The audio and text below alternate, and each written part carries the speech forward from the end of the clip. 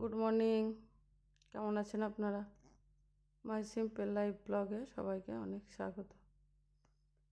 এখন সকাল 10টা 15 বাজে, আর আজকের ব্লগটা এখান থেকে শুরু করছি।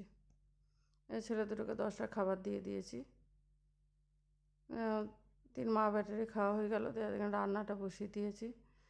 আজ একটু বিরিয়ানি খাবে, মানে দু ছেলেতেই জিদ করছে। সেই নভেম্বর মাসে ওর বড় ছেলেটার জন্মদিনে করেছিলাম, মানে আমি এত দেরি করেই না ওদেরকে মাসে একবারই কী হোক 15 দিনেই হোক একবার করে করে খাওয়াই, কিন্তু সেই নভেম্বর মাস থেকে মানে পরিস্থিতি এমনই যাচ্ছে যে করে খাওয়াই নাই। মন মেজাজ ভালো থাকে না, বিরিয়ানি করে খাওয়াতে মন যায় কি বলেন। কালকে স্কুল থেকে আসার সময় আমাকে বলছে, মা রান্না করে এসেছেন? আমি বলছি হ্যাঁ রান্না করেছি। আমি বলছি কেন? বলছে তাহলে বিরিয়ানি কিনে নিতাম। আমি বলছি কিনা বিরিয়ানি কেন খাবি, বাড়িতে বানিয়ে দেবো, তবে সেটা খাবি। আমি বলেছি ভুলে গিয়েছি, কিন্তু ওরা ভুলে নাই। সন্ধ্যার সময় আমাকে বলছে, মা কালকে বিরিয়ানি হবে তো? আমি যে দেখ 7টা বাজতে যাচ্ছে, এখন এবার মাংস টাংস আমি আগের দিনে মাংস আনিয়ে রেখে দিই, মানে রান্না করতে দেরি হয়। আর যার কাছে নিয়ে সে বাড়িতে এসে দিয়ে যায়, ও বাড়ি যাওয়ার সময় রাত্রেই আমাকে বেশিরভাগ মাংসটা দিয়ে যায়। যেমন এত রাতে তার কাছে মুরগি আসে নাকি দেখি। যে আবার সে মাংসওয়ালাকে ফোন করলাম, বলে না দিদি মুরগি তো নেই। তা ঠিক আছে, খুব দরকার কি? না না সেরকম কিছু দরকার নেই। আবার কিছুক্ষণ পর ফোন করে বলছে তাহলে একটা বাড়ি থেকে এনে দিচ্ছি, দিয়ে দিয়ে আসছি। আবার এসে দিয়ে গেল। দেখেন, সে ওদের জিদের কারণে আমাকে আবার সেই বিরিয়ানি বানিয়ে দিতে হলো। আমি সকালেই বলছি যে হ্যাঁ রে, এই বাবা মা দুটোই আমার নাই, আমাকে আর কি বিরিয়ানি বানিয়ে খাওয়াতে মন যায় তোদেরকে? তা বলছে আমরা তো আছি, আমাদেরকে খাওয়াতে হবে না? সকালে ওর পাপা ফোন করে, রাত্রে বললাম যে দেখো বিরিয়ানি খাওয়ার ঝোঁক করছে। সকালে বাপ ফোন করে বলছে বিরিয়ানি বানিয়ে দিচ্ছ? আমি যে না দিলে উপায় আছে, মানে মাথা খারাপ করে দিচ্ছে আমার, অনেক দিন খাইনি। দিয়ে খেয়েছে, মানে বিয়ের সাথেই খেয়েছে, আমার হাতের তো খাইনি, বাড়িতে হয়নি আর কি। দিয়ে না দেখেন বিরিয়ানিটা বানিয়েই দিলাম, ছাড়লে না। তাই বিরিয়ানিটা বানাচ্ছি, আর তাই বলছি যে মন মেজাজ ভালো থাকে তাহলে হয়। মন মেজাজ ভালো নাই আর নাই, আর এই বিরিয়ানি বানানো ভালো লাগে বাবা? দু ছেলেই ওই শুধু একই কথা, মা আমরা তো আছি, মা আমরা তো আছি। আবার ধরেন যদি যে বানিয়েও না দিই, তখন আবার নিজের মনটাও খারাপ করবে যে হ্যাঁ ছেলে দুটো খেতে চাইলে আর দিলাম না। মানে একবার আমার এরকম হয়েছিল জানেন তো, ওই তখন ছোটোটা একবারই ছোট, বড়টার একটা রোগ হয়েছিল, মানে ব্লাডে ইনফেকশন হয়েছিল। তা আমি আদৌ জানতাম না। তার আগের দিন, মানে যেদিন আমি মাছ নিয়ে এসেছি, ও সেদিন আমাকে কাছে মাছ ভাজা খেতে চাইলে। দেখলাম আজকে তো মুরগির মাংস করেছি। তখন ছোটোটা আমার ভাত খেতে পারতো না, ওই ভাত খেতে অল্প করে। দিয়ে বললো মা মাছ ভাজা খাবে। তাই বললো মাছ ভাজা খাবি, মাংস করেছি, কালকে ভেজে দেবো। সেই কালকে ভেজে দেবো, সেই আমার মাছ ফ্রিজে পড়েই রইলো। ছেলেকে নিয়ে আমাকে বর্ধমান ছুটতে হয়েছিল।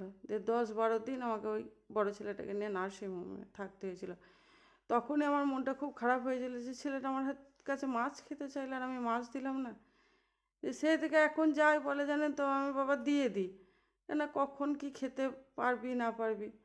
দেখেন হাজার মন খারাপ হলো, বিরিয়ানিটা খেতে চাইলে তবু মা হয় জানটাও কচকচ করছে যে না চাইলে আবার আবার যদি না দিই তখন শরীর খারাপ আরে হলে মানে খেতে পাবে না, কি করবে। দিয়ে সেই জন্যে আবার বানিয়ে দিলাম। বড়টা সকাল থেকে খুবই শরীর খারাপ, মানে এত ঠান্ডা লেগেছে, দিয়ে জ্বর ভাবও আছে। দিয়ে যাক বানিয়ে দিলাম। দেখেন এখন দুপুরবেলায় চান টান করে এসে স্যালাডটা বানাবো বলে একটু ইয়ে করে রাখছি,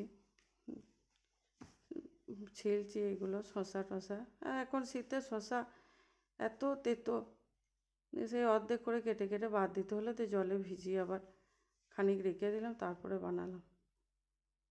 সেই ম্যাম পড়াতে এসেছিলো, ম্যামকে বললাম যে এই সময় যাবেন 1:30টার সময়, তা থেকে দুটো খেয়েই যাবেন, খাওয়ার সময় বাড়িয়ে যাবেন। আবার বিরিয়ানিটা করেছি, সে ম্যামকেও আটকে রেখে দিলাম।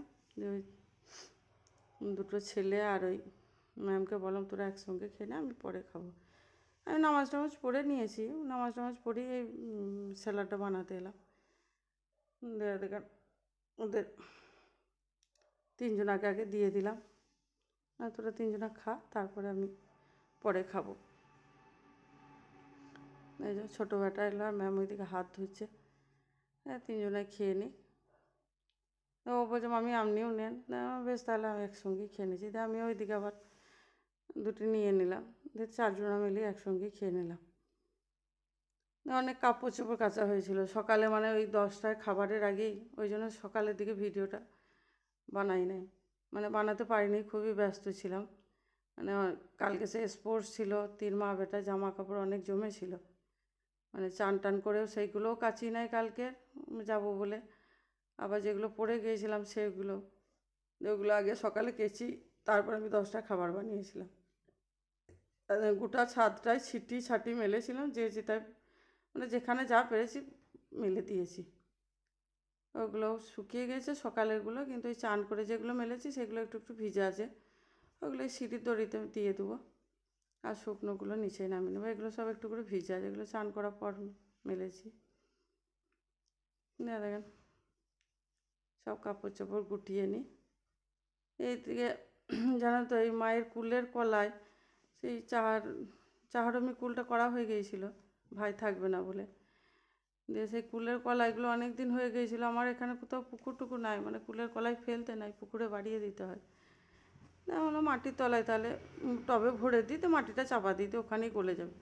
ও আবার দেখছি সব গাছ ফুটে গিয়েছে, থোক হয়ে গাছ হয়ে গিয়েছে। এখন জল টল দিচ্ছি, বেশ বড় হয়েই গেল। এখন সন্ধ্যার সময় দেখেন ছেলেদের প্রজেক্ট আছে, মানে দুটো ছেলেরই ফাইনালে আর এই হাফ ইয়ারলি দুটো প্রজেক্ট জমা পড়ে। এদের খুব বিরক্ত লাগে, মানে দুটো ছেলের প্রজেক্ট বানাতে বানাতে। কিছুটা করে এগিয়ে রেখে দিই, ওরা পড়ছে আর আমি এই যে একটু করে প্রজেক্টের কাজ করে রাখি, তারপরে পরে তখন সারবো। মানে বড়টার আছে, ছোটোটার আছে, তোরা পর, আমি কিছুটা করে প্রজেক্টের কাজ এগিয়ে রাখি। লেখালেখিগুলো ছেলেরাই করে, কিন্তু ওই ইয়েগুলো তো বানিয়ে দিতে হবে আমাকে, বোর্ড ফোর্ডগুলো বানিয়ে দিতে হবে। সেই বোর্ডগুলোই বানিয়ে দিচ্ছি আমি, আর লেখালেখিগুলো তখন ওরা নিজেরাই করে নেবে, আমি একটু দেখিয়ে দেবো। মানে ওদের হ্যান্ড রাইটিংই চাই, আমার হ্যান্ড রাইটিং দিলে হবে না। জানেন প্রজেক্টগুলো বানাচ্ছি। এর ওপর আবার একটা কালারিং পেপার পড়বে।